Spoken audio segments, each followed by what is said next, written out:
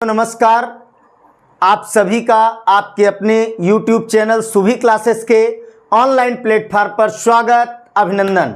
आज साथियों NCERT biology class 11th का चैप्टर नंबर फर्स्ट लेकर के आया हूं बेहतरीन कंटेंट और कंसेप्ट के साथ। तो साथियों आज पढ़ने वाले हम NCERT chapter number first 11th biology, जिस चैप्टर का नाम आप देख पा रहे होंगे जीव जगत। क्या दिया गया है साथियों? जीव जगत। तो सबसे पहले हम जानने का प्रयास करते हैं बायोलॉजी जो सब्जेक्ट है उसका एक छोटा सा सामान्य परिचय, और उस परिचय के बाद हम आगे पढ़ेंगे जीव जगत के बारे में संपूर्ण जानकारी। तो सबसे पहली बात आती है साथियों किसकी, कि जीव विज्ञान क्या है। क्या है? जीव विज्ञान क्या है? तो जीव विज्ञान को अगर हम सरल शब्दों में कहें तो अंग्रेजी में इस शब्द को क्या लिखा जाता है? इसको बायोलॉजी। क्या लिखते हैं? बायोलॉजी लिखा जाता है। जीव विज्ञान जो शब्द है इसका प्रतिपादन 1802 में लेमार्क और ट्रेविरेनस यानी जीन बैप्टिस्ट डी लेमार्क और ट्रेविरेनस नामक वैज्ञानिकों के द्वारा उद्भव किया गया या प्रतिपादित किया गया। तो इस शब्द का जो प्रतिपादन है, प्रतिपादन कब हुआ? 1802 में दो वैज्ञानिकों के द्वारा। एक वैज्ञानिक का नाम था साथियों क्या? लेमार्क, जिसका पूरा नाम था जीन बैप्टिस्ट डी लेमार्क, और दूसरा जो साइंटिस्ट था या वैज्ञानिक था उसका नाम था ट्रेविरेनस। क्या नाम था? ट्रेविरेनस। इन दो वैज्ञानिकों के द्वारा 1802 में इस शब्द का प्रतिपादन किया गया।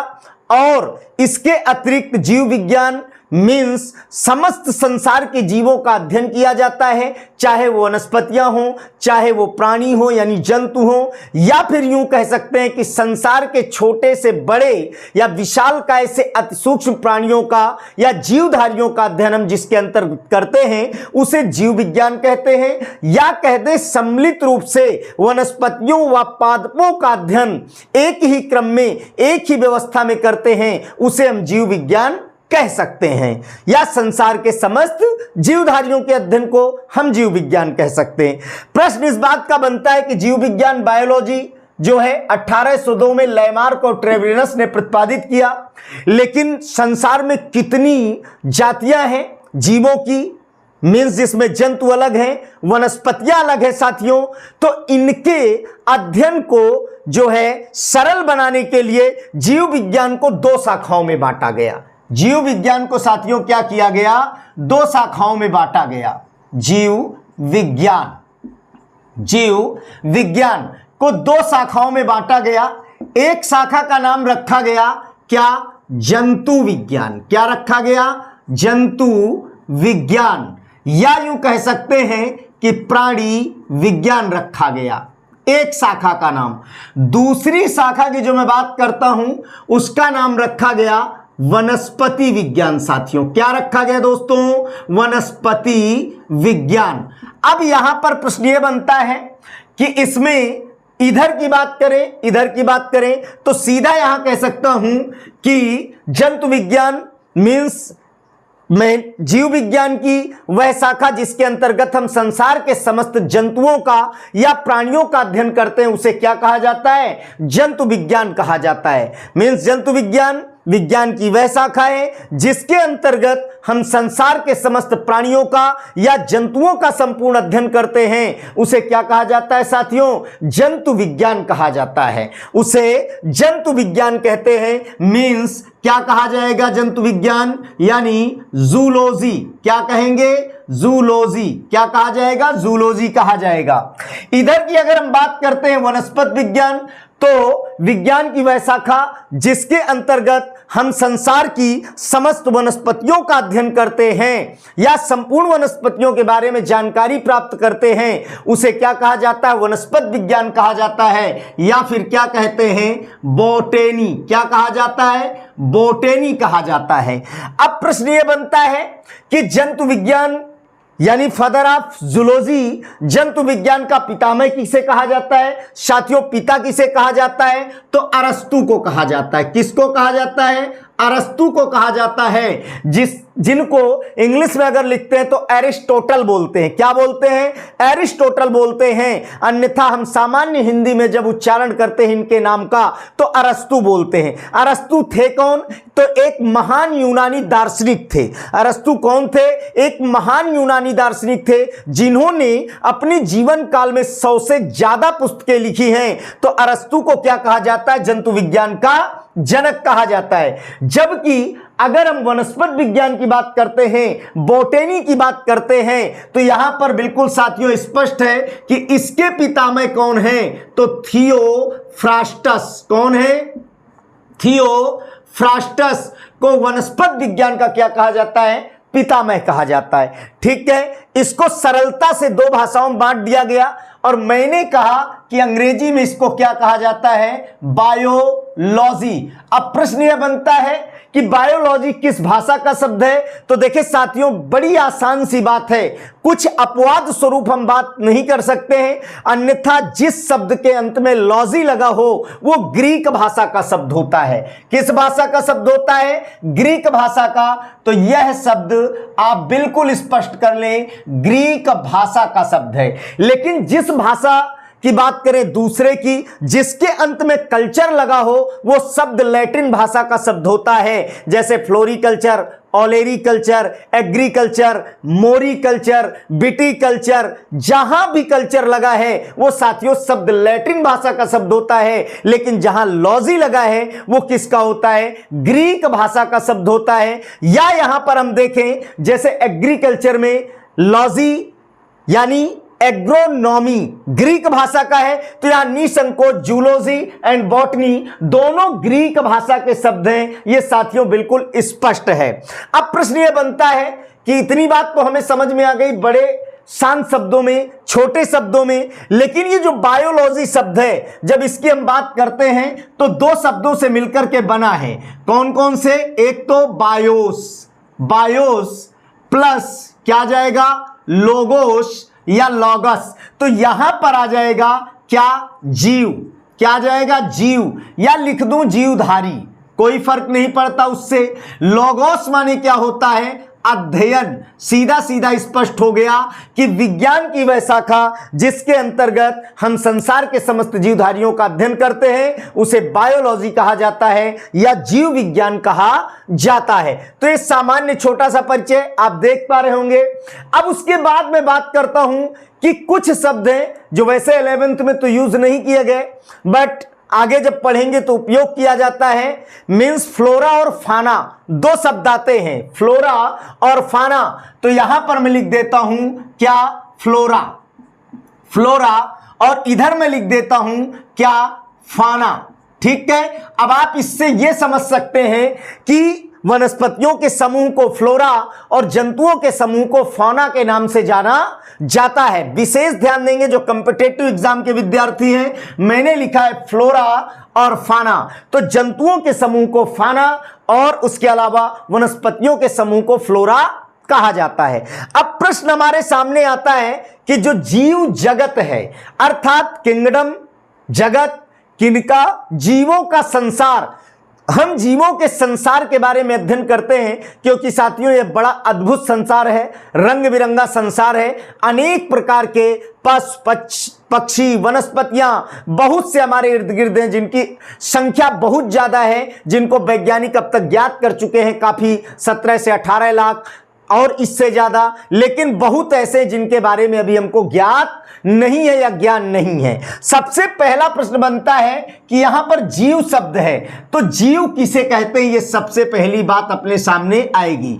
अगर कोई पूछ ले कि जीव किसे कह सकते हैं हम, तो बिल्कुल स्पष्ट कर देना है कि जीव क्या होते हैं, कैसे पहचानेंगे कि वो लिविंग्स है या नॉन लिविंग्स है। तो देखो जीव में प्रश्न बन जाता है स्वप्रतिकृति।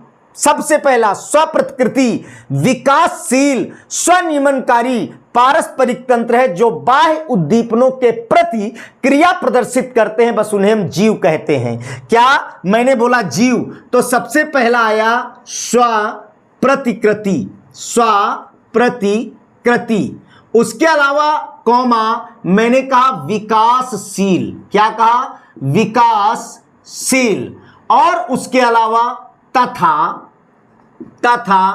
स्वनियमनकारी, स्वनियमनकारी।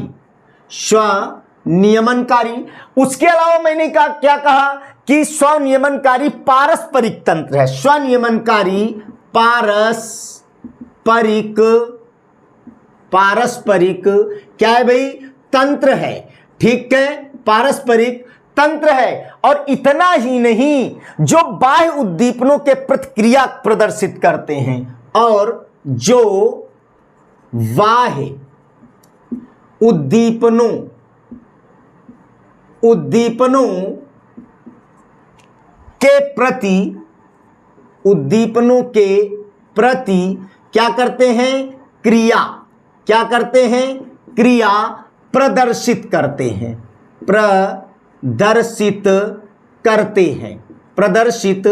करते हैं। बिल्कुल सामान्य सी परिभाषा आपके सामने है साथियों, बिल्कुल आसानी से आप समझ सकते हैं। मैंने पीछे क्या लिखा है कि मीन्स स्वप्रतिकृति विकासशील स्वनियमनकारी पारस्परिक तंत्र है जो बाह्य उद्दीपनों के प्रतिक्रिया प्रदर्शित करते हैं। स्वप्रतिकृति, पहला जो आप देख पा रहे हैं शब्द लिखा है, स्व माने स्वयं, प्रतिकृति अपने समान जीवधारियों को उत्पन्न करने की क्षमता रखते हो। विकासशील, जिनमें विकास निरंतर पाया जाता है। स्वनियमनकारी, स्वयं अपना नियमन व नियंत्रण करने में सक्षम हो। और एक पारस्परिक तंत्र का निर्माण करते हो, जैसे हम पढ़ते हैं पारितंत्र, और जैविक अजैविक घटकों से मिलकर के बना होता है। तो जैविक घटक में जीव सम्मिलित हो जाता है तो पारस्परिक तंत्र है। जो बाह्य उद्दीपनों के प्रति प्रक्रिया करते हो, देखो बाह्य उद्दीपनों के प्रति, जैसे मैं आपको उदाहरण दे दूं कि हम संवेदनाओं को ग्रहण करते हैं और उनके प्रति क्या करते हैं? प्रतिक्रिया व्यक्त करते हैं। उदाहरण, किसी जीव को किसी प्रकार का दुख या कह दूं खुशी, तो वो अपनी प्रतिक्रिया व्यक्त करता है। लेकिन अगर कोई निर्जीव वस्तु है तो उसमें कोई इस प्रकार का उद्दीपन देखने को नहीं मिलता है। तो यहां पहला जो मैंने स्पष्टीकरण दिया है कि स्वप्रतिकृति, स्वयं अपने समान संतति उत्पन्न करते हैं, विकासशील होते हैं, स्वनियमनकारी होते हैं, स्वयं का नियंत्रण करते हैं, पारस्परिक तंत्र होता है। और मैंने बताया कि तंत्र माने सिस्टम होता है, और जो बाह्य उद्दीपनों के प्रति क्या करते हैं? क्रिया उत्पन्न करते हैं। अब हम ये कैसे पता लगाएंगे कि इनमें कौन सी ऐसी क्रियाएं हैं जिनके द्वारा हम पहचानने में सक्षम हो पाए कि ये जीवधारी हैं साथियों? तो देखिए, दो चीजें स्पष्ट करती हैं। एक होता है लक्षण और दूसरा होता है विशिष्ट लक्षण। ये विशेष समझने की बात है, क्योंकि जब हम 10th क्लास तक का साथियों अध्ययन करते हैं तो केवल हमें जीवन भर पढ़ाया जाता है कि सजीव एवं निर्जीवों के लक्षण। नहीं, यहां पर सजीव भी है, लेकिन कुछ ऐसे लक्षण हैं जो विशिष्ट लक्षण सजीव में पाए जाते हैं लेकिन निर्जीव में नहीं पाए जा सकते हैं। लेकिन लक्षण हो सकता है सजीव में भी हो और वो निर्जीव में भी देखने को मिले। अब दूसरी परिभाषा आपको आश्वस्त करने के लिए मैं इसकी देता हूं, किसकी? जीव की। तो दूसरी परिभाषा हम क्या देंगे? तो हमने कोशिका पढ़ा, सेल पढ़ा, उसके बारे में मेरे चैनल पर पूरा वीडियो कोशिका पर संपूर्ण जानकारी के साथ अपलोड है, विद डायग्राम के साथ। अगर आप चाहें तो लिंक में जाकर के विजिट कर सकते हैं और देख सकते हैं उस वीडियो को। या उसके अलावा जो लिविंग्स एंड नॉन लिविंग्स, सजीव एवं निर्जीव के लक्षण हैं, इनके बारे में अगर संपूर्ण जानकारी प्राप्त करना चाहते हैं तो पूर्व में भी इसका वीडियो अपलोड हो चुका है। Rate level 1st and 2nd का जो एग्जाम की तैयारी कर रहे हैं या कर रहे थे उनके लिए मैंने दिया था, क्योंकि उनके सिलेबस में टॉपिक था। तो पूर्व में ये वीडियो अपलोड हो चुका है। ये 11th क्लास के एनसीईआरटी के अकॉर्डिंग जो बच्चे हैं उनके लिए, और कंपटीशन एग्जाम के जो प्रतिस्पर्धी विद्यार्थी हैं, प्रतिस्पर्धात्मक दौड़ में चल रहे हैं, उनके लिए प्रमुख रूप से है। तो यहां पर आप ध्यान देंगे कि जीव क्या है।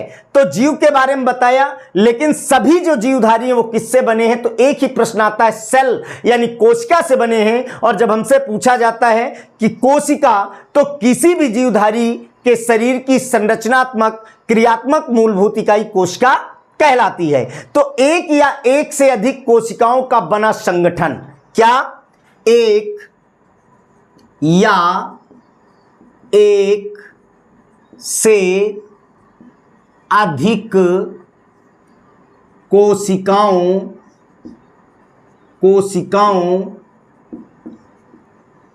का बना संगठन। क्या? एक या एक से अधिक कोशिकाओं का बना संगठन। एक कोश की जीवधारी यानी यूनिसेल्यूलर एंड मल्टीसेल्यूलर। लेकिन एक या एक से अधिक कोशिकाओं का बना संगठन तो है, एक कोश की बहुकोश की, लेकिन जिसमें बाह्य और आंतरिक वृद्धि विकास होता है। क्या? जिसमें बाह्य व आंतरिक क्या हो भाई? वृद्धि व विकास होता है। वृद्धि व विकास होता है, क्योंकि ये लक्षण है जो स्पष्ट दिखाई पड़ते हैं। और जानते हो, अपनी समान प्रतिरूप बनाने की क्षमता होती है। क्या? अपनी समान